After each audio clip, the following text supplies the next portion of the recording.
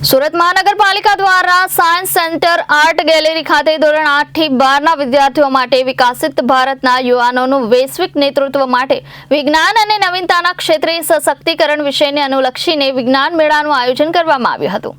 સુરત શહેરની 51 શાળાના 157 જેટલા વિદ્યાર્થીઓ અને 58 શિક્ષકો દ્વારા વિષયોને અનુલક્ષીને સંશોધનાત્મક વિચારો સહિતના 80 પ્રોજેક્ટ તૈયાર કરી પ્રદર્શિત કરવામાં આવ્યા હતા।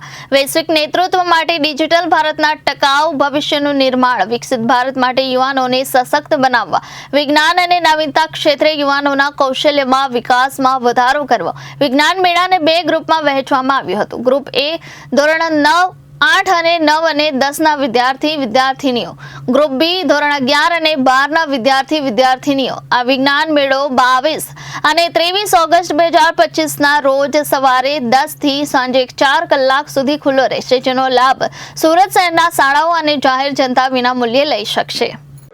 નમસ્કાર, મારું નામ સોનલ સંજય દેસાઈ, કોર્પોરેટર અને સાંસ્કૃતિક સમિતિ ચેરમેન।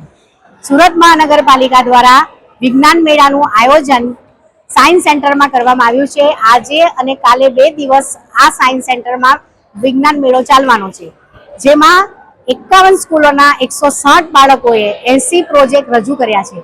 દરેક પ્રોજેક્ટની રૂબરૂ મુલાકાત લીધી અને દરેક બાળકને પ્રોત્સાહન આપ્યું કે યુવા આજે વૈશ્વિક સ્તરે પોતાનું આર્ટ, પોતાનું હોશિયારી, પોતાની સ્કૂલનું નામ આજે રોશન કરી રહ્યું છે। દરેક બાળકને અભિનંદન આપ્યા અને સુરત મહાનગરપાલિકાનો ખાસ આભાર માનું છું કે આટલો સરસ પ્રોગ્રામ કરી અને સુરત શહેરનું નામ વિજ્ઞાનમાં પણ આગળ રોશન થાય તેને માટે મારી શુભેચ્છા।